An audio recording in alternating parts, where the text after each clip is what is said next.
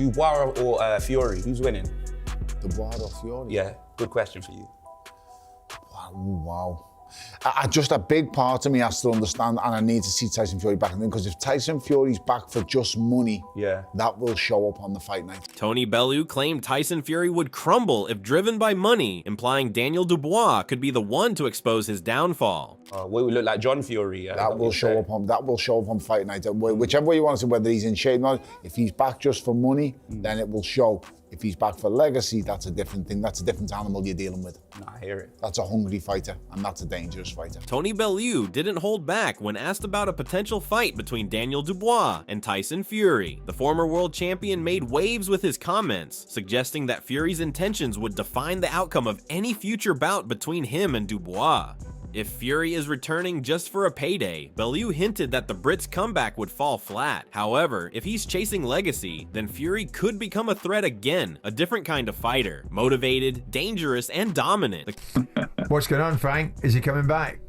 I actually spoke with him very briefly this morning. He was in the middle of a meeting. I pocket dialed him. He rang me back and said he'd call me back. So I'm going to speak to him later on this afternoon. But I'm not going to speak to him about boxing. If he's going to do it, as I've said from the beginning, that'd be his choice. He doesn't need to do it. I know he's extremely busy at the moment. He's got a lot of projects on and some exciting projects. There is life after boxing for him, but if he wants to do it, he'll do it. He's a fighting man. The other interesting thing is that I was obviously out in Riyadh the weekend for the show out there, and AJ was there, and he's having an operation. He's having a procedure. I think it's on his hand, or I'm sure it's on his hand. But anyway, he's having an operation. So even if it were to, he were to come back, that fight would not happen straight away. Conversation around Fury's future erupted again as Daniel Dubois surges toward heavyweight supremacy, with Alexander Usyk currently holding multiple titles and Dubois getting another shot at him in July. The heavyweight division is on the edge of a major shakeup. Fury, having retired after 2 consecutive losses to Usyk, sits on the sidelines watching the landscape change. Those defeats, on points both times, ended his reign and silenced many who saw him as the immovable object in the division. His previous wins over elite names like Vladimir Klitschko and Deontay Wilder remain legendary, but his recent form has raised doubts about whether he can still dominate. Frank, also want to catch up with you about Tyson Fury. Any news on Tyson? When's he coming back? Come on, give us something special, Frank. Well, look, when he makes his mind up, if he wants to come back, he'll come back. If he don't, he don't. Could it be Anthony Joshua next? Look, he's a fighting man. That's what I do know. In his heart, he's a fighting man. Most if he's, that's going to be his choice, as I keep on saying, if he wants to do it. And if he does, God, there's some big fights to be made. On the other hand, Dubois is riding a completely different wave. When he first faced Usyk in 2023, he was seen as inexperienced and not quite ready for the elite level. Although he did land a controversial shot that dropped Usyk, one the referee ruled a low blow, he ultimately lost in the 9th round. Critics were quick to question his heart and ability, but since that night in Wrocław, Poland, Dubois has turned everything around. He went from being underestimated to being regarded as a true threat, capped off by a sensational knockout win over Anthony Joshua last September. That victory at Wembley in Joshua's backyard didn't just give him the IBF belt, it gave him credibility. Does he have to knock Usyk out to win this fight? And is he walking in against the same Usyk, given the fact that Usyk's been in 2 battles with Tyson Fury? Yeah, you're not going to win a boxing match against Usyk. He's got to knock him out. I think let's all agree on that. Yeah. So that's... Yes. The same thing when we went to Poland. We're not going to outbox Usyk and win on points. The same thing applies to this upcoming fight. Yeah, by any means necessary. But if it happens to go points, Usyk won't be in a good state to. We will win. But the game plan is to go there, seek and destroy. Always is. And we will be victorious on the 19th of July. Since then, Dubois has shown significant growth. He carries more experience, greater confidence, and a new sense of maturity. His team has been instrumental in that resurgence, particularly his father Stan, trainer Don Charles, and Kieran Farrell. Dubois credited their influence as a turning point, especially after personal challenges and the disappointment of withdrawing from a Joseph Parker bout due to swollen glands, which eventually led to his tonsils being removed. The setback was frustrating, affecting not just his preparation but the entire team who had invested heavily into the fight. Still, Dubois says the circumstances now favor him. He's healthy, settled, and fighting on home turf again. I take that like he had a lot to say, you know, just talking down at me like, you know, like I'm a boy, and he's just schooled me and everything. So I can't wait to get put that right as well, and you know, have the last say. Interestingly, Usyk's camp isn't underestimating Dubois this time. His promoter, Alex Krassyuk, acknowledged that this version of Dubois is not the same fighter Usyk beat 2 years ago. The young Brit has physically and mentally evolved, and his punching power, now paired with sharper technique, poses a real danger. Meanwhile, Usyk remains a constant, a dominant figure who has gone from cruiserweight king to undisputed heavyweight champion, defeating both Joshua and Fury twice. Yet even the Ukrainian's camp knows that youth and form might be on Dubois' side. Dubois himself isn't overthinking strategy either. He admitted that while Usyk has shown vulnerability to body shots in the past, his plan isn't to fixate on any one area. Instead, he's looking to land hard wherever he sees an opening. That simplicity may be key to keeping calm in what will be the biggest night of his career. I'm gonna put him to sleep properly this time. I want to nail him to the canvas. So categorically, Alexander Usyk, who's a great fighter, cannot take this version of Daniel Dubois' speed and power. No way, no way. This time it's gonna be proper war. Give you guys a bloodbath and, you know, just tear him up. You know, put him to sleep. Do you think this is the end of his career? It will be. I'll make sure it is. I want to see England stop for that day, and you know, lifting the crown and lifting all the belts up. I want to see the whole world stop.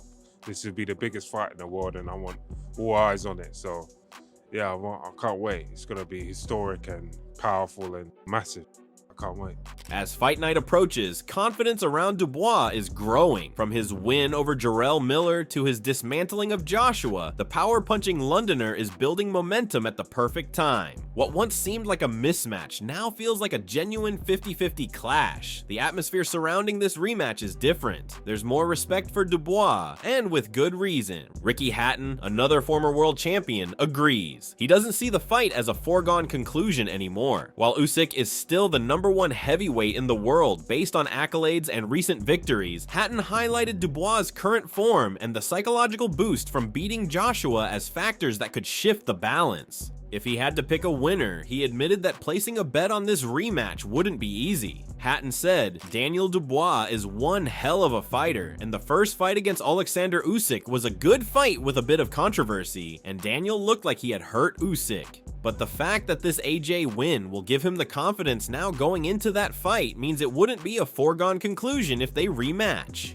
The fact Alexander Usyk has beaten Tyson Fury and Anthony Joshua, he deserves to be the #1 in the division. But if I had to bet my house, I wouldn't say it's a foregone conclusion, especially with Daniel's confidence." Prince Nassim Hamed took it even further, going all in on Dubois. The flamboyant British boxing icon declared that Triple D is the only fighter who's ever truly hurt Usyk and forced him into survival mode. Hamed pointed out how Usyk was visibly troubled by that controversial body shot in the first fight, suggesting Dubois has what it takes to finish the job this time. He didn't mince words, insisting Dubois could absolutely destroy Usyk and bring the heavyweight belts back to the UK, where he believes they belong. To be honest, we've still got Daniel Dubois, and I was sat next to Daniel Dubois.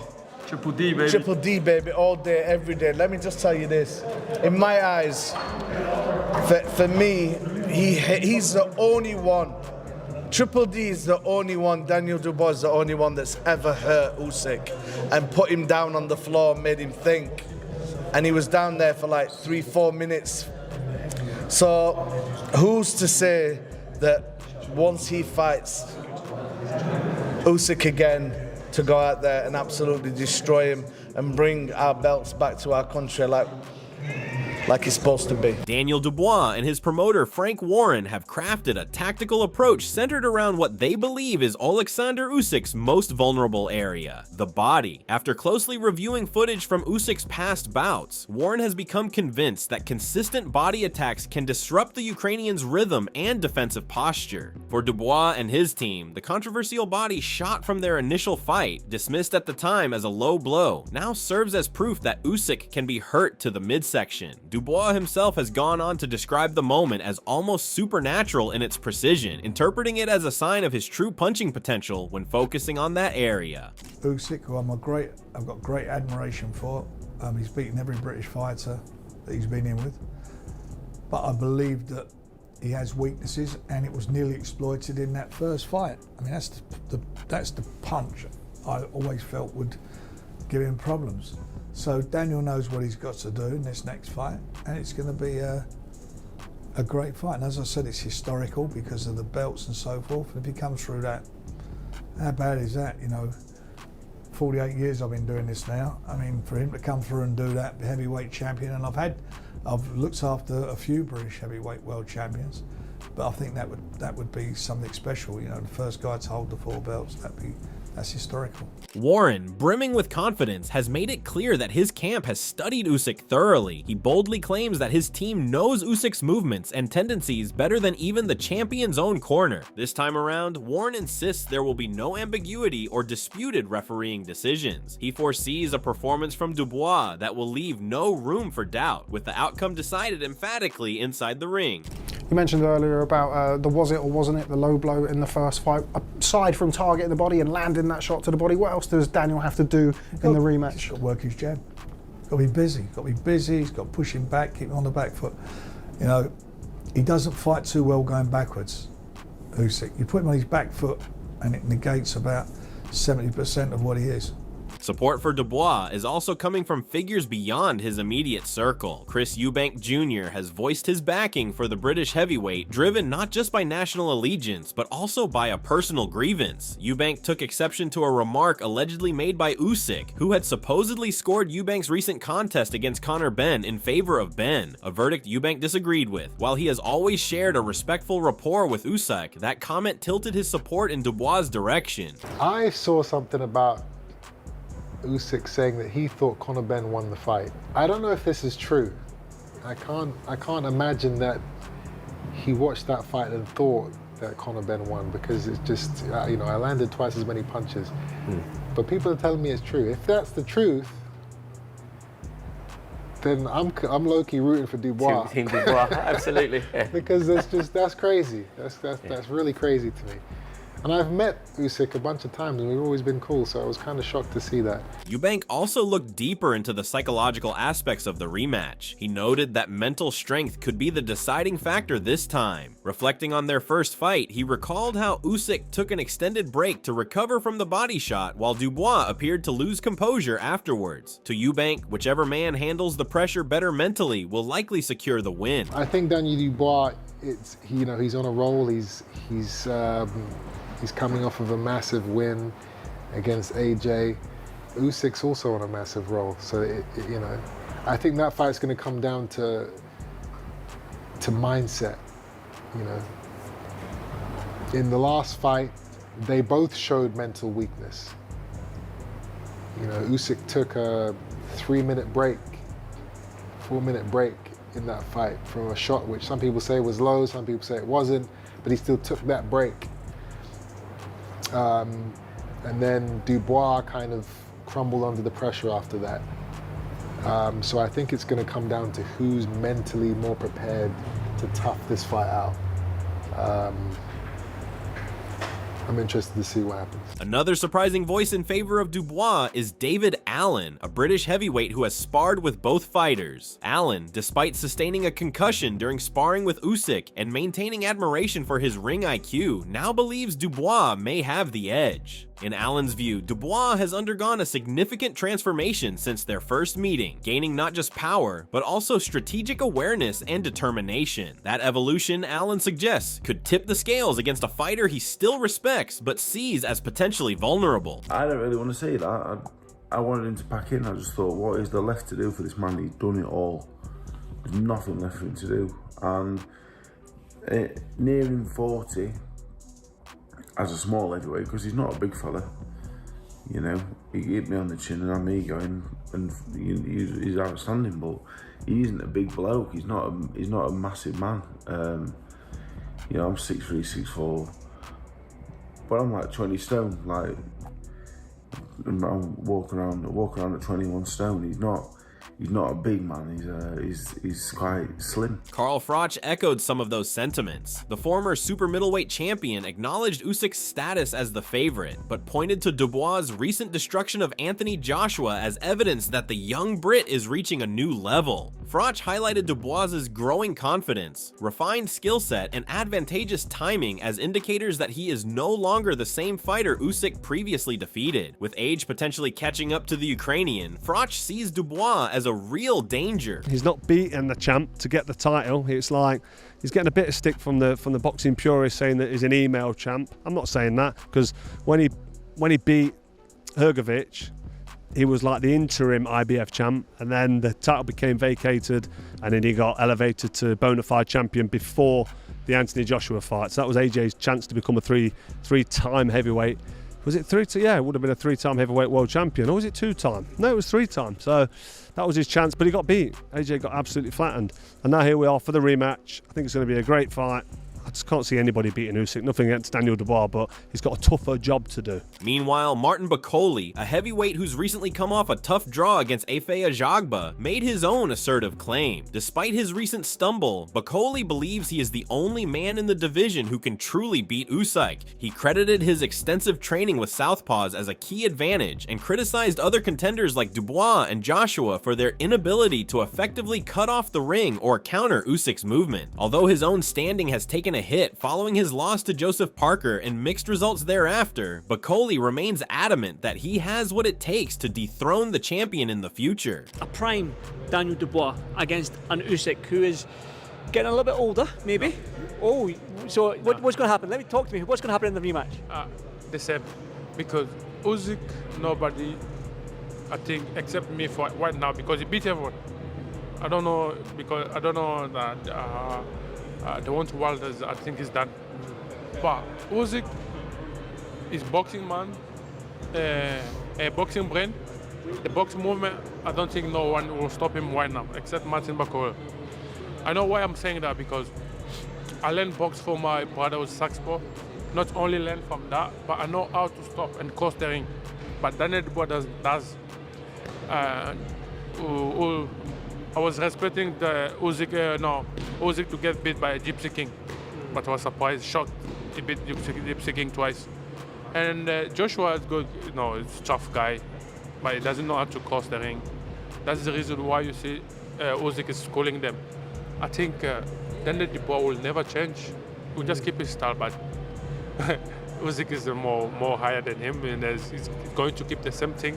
Same stuff, just try to avoid that box shot. Even John Fury, Tyson's outspoken father, jumped into the debate. He predicted that Usyk's time at the top might be coming to an end. Not because of lack of skill. Usyk remains technically brilliant, but due to the toll the division and age have taken on him. Now nearing 39, and having already gone through grueling fights against Fury and Joshua, John Fury believes the Ukrainian's body might be nearing its limit. He described Dubois as being on a roll, a fighter with legitimate knockout power who just needs to land clean once. He sees it as the right time for the torch to pass, with Dubois potentially becoming a multi-belt world champion. John said good luck to Alexander Usyk, but again, he's gonna go on too long, and I just see Daniel Dubois becoming a multi-belt champion. Because how many fights have you got in you? You come up from cruiserweight to heavyweight, you've got these big men banging away at you. He's only gotta walk into one. At the same time, Tyson Fury's name remains relevant in all of this. Should Dubois defeat Usyk and unify the belts, the clamor for him to face Fury will grow louder, and that brings us full circle to Tony Bellew's point. The idea of Fury coming back from retirement isn't unthinkable, but Bellew's warning is loud and clear. If Fury is doing it just for the paycheck, he'll be in trouble. Against a fighter like Dubois, fresh, powerful, and motivated, there's no room for complacency. The heavyweight division has always been unpredictable, but right now, it's in a rare state of flux. Usyk, the long-reigning tactician, is approaching what may be the final chapter of a remarkable career. Dubois is entering his prime and is looking to avenge past losses, validate his supporters, and silence his doubters. If he beats Usyk on July 19th at Wembley, he won't just become undisputed champion, he'll redefine the power structure of heavyweight boxing.